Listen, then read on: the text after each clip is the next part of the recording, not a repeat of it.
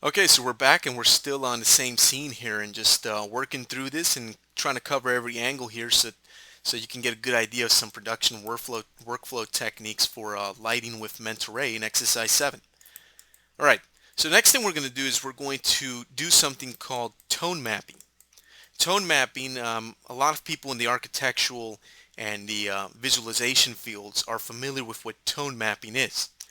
Tone mapping is just basically rendering an image out and applying gamma correction and fixing the exposure and a few other color levels to an image to tone map it, so to speak, and get it to look even better. So that's what we're going to do. In XSI, through Mentor-Ray, we have a special shader specifically for that, which works out fantastic. It's new in XSI 7 and it's called photographic exposure. So how do we apply photographic exposure to this scene? Well, the photographic exposure shader, it's a shader that works on the actual lens of the camera that you're rendering from. So we can apply it two ways. We can either go up here to the camera's properties and apply it straight to the lens shader stack here, so we can apply the photographic exposure shader to the lens shader. But the way that I like to do it is through my actual render pass. We could apply the shader to the render pass itself, and I'll show you how to do that right now. If we go over here to the render main toolbar, go down here to the render button and go to the pass options.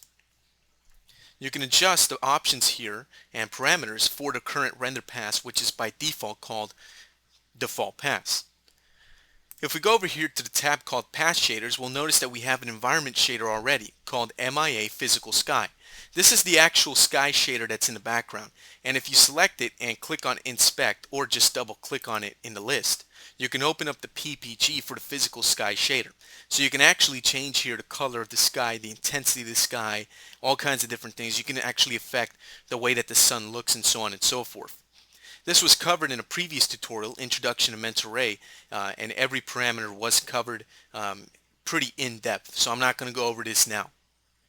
What I'll do is hit the back button here though. Now if we go over here, we have a shader stack for output, for volume, and we also have for lens.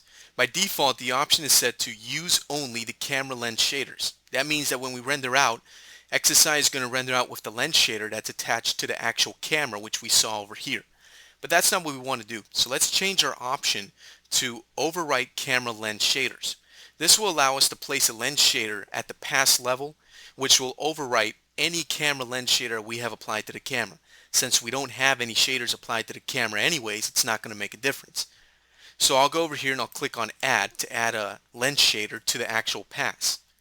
And now this browser opens up that asks me to select a shader. Well, I want to make sure that I go to my lens directory and go to the Mental Images folder. And where I'm located here is my installed directory, Softimage XSI 7, the data, DS presets, shaders, lens, Mentor-Ray folder. Sounds pretty long, but it's not that bad. As you can see over here, here's my local disk C.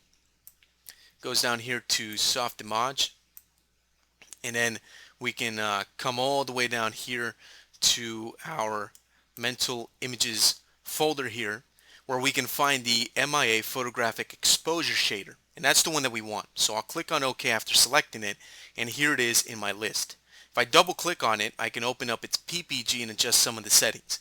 The current default settings will make absolutely no change to the scene whatsoever. So if I come in here and I try to render something out, let's say, I don't know, let's go back to our camera view here, and I'll do a render preview. Okay, there we go. It actually did make a small change, but not a lot, and it's based on the film speed, the shutter time ratio, the f-stop number. We can actually have a lot of control over this stuff. We can allow underexposure as well as overexposure. We can saturate or desaturate the image more or less, and we can give it some gamma correction, which is what I'm going to do right now. So I'm going to increase the gamma to a curve of 2.2 to correctly gamma correct. Well, that's kind of a silly thing to say, correctly gamma correct. Well, this is to gamma correct the image here. So we end up with something like this. Now this looks a little bit washed out and doesn't look too great, as you can see. So let's do this. Let's close that and let's render from a different angle. I just want to make sure that that volume light that's coming in from that window, the arc window, isn't the culprit of that little washing out effect there. Yeah, it appears that that was the case. The camera was actually a little bit inside of this volume effect, so it was causing that misty type look, which made the render look pretty awkward. But we can see here that the render looks pretty dark, has a good contrast to it, but the gamma correction actually does help out with the colors a bit and the lighting. And we can change all kinds of things. We can allow more overexposure here. The default is 0, so it's pretty much neutral, but we can always add some overexposure. And you can see if I increase it by a really high amount, like 0.5, you can already start to see the difference here. What's happening is that areas that are bright will be overexposed. Areas that are dark will remain dark, but what this does is it increases the brightness of the highlights in the brighter areas of your render. Works kind of like overexposing a camera. So all of these settings really do work pretty much the way that they work when you're working with photography. So if you have any background or familiarity with photography, you're going to feel very comfortable using this photographic exposure shader. If you don't, well, that's what this tutorial is for, is I'm going to show you what these settings do and how to use them to obtain different types of results and effects. So now let me go ahead and reduce the overexposure. And we're going to go ahead and increase the amount of allowed underexposure by a really good amount. A very drastic amount, just so that we can see the change. And the image starts to render out a lot darker than before. This is because we're allowing more underexposure for the camera. Just like you would expect from an underexposed photograph in real life. So the shader is very predictable, very easy to use actually. And in fact, if you're not very familiar with settings pertaining to photography like f-stop numbers and shutter time ratios and ISO film speed, you can actually Google this stuff and learn what it does and then come back here and go, ah, okay, so that's the way it works, and start to tweak this stuff to your heart's content. Okay, so here it is rendering out again.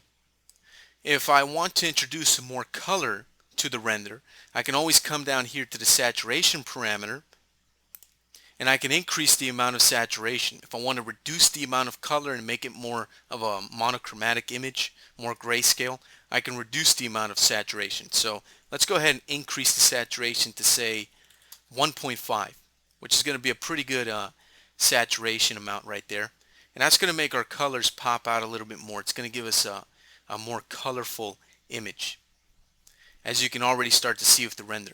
Our yellows look very, very yellow. Our greens look very, very greenish. The whole image is basically highly saturated. I don't recommend that you apply saturation through this shader though. If you have access to some post-production software like for example XSI Illusion or Photoshop or anything like that, where you can do any post work. I prefer to do my post work in separately outside of a Mentor Ray.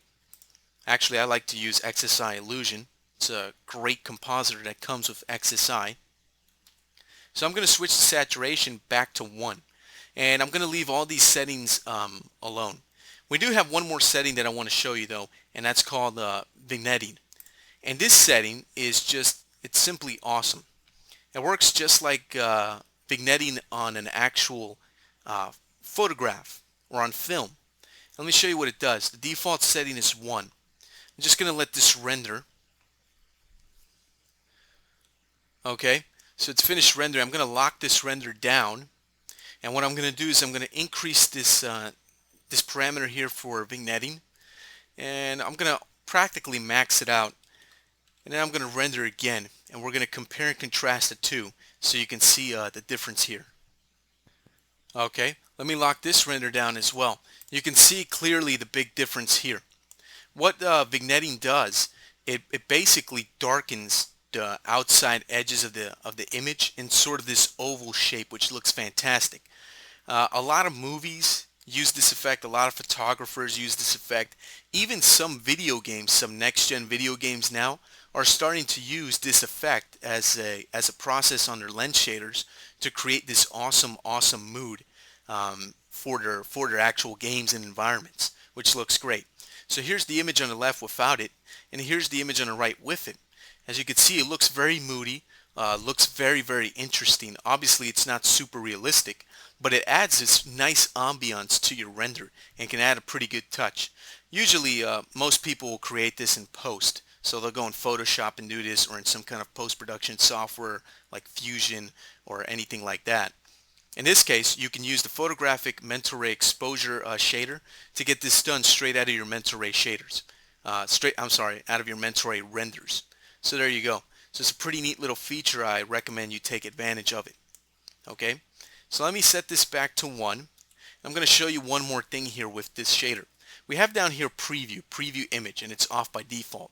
If we turn that on, what happens is the shader is going to use a preview. Let's refresh this over here. It's going to use the default image here from XSI to do a preview render of what this looks like. So if you want to try and see how vignetting is going to work on your scene, go ahead and increase it here and watch it render out here in this preview image, so you can get a very good idea and a very good feel for how this is going to be. Another neat trick to using this is to do the following. What you do is you render out your image, not this image, your actual render of your scene. Then what you can do is you can use that image to render on top of using this preview image mode, which can work really good. Okay, so let me take off the preview mode right there, and the next thing I'm going to do is set this vignetting down to 1, which was the default. I'll leave my gamma correction 2.2. So basically all my settings here are going to be left alone except for the gamma correction, and I'm going to close that. Okay, so I'm just going to end this video here and just let it focus on the exposure shader, which is an awesome shader, by the way.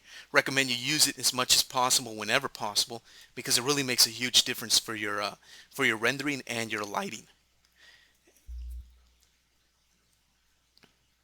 Editor, edit that out of the video. My voice broke up there. I'm just going to repeat that again in 3, 2, 1. So I strongly recommend that you use the MIA photographic exposure shader, as it can make a huge difference for your render and in your lighting. So I'll end this video here, and in the next one we'll start to focus on final gathering and start to wrap this up.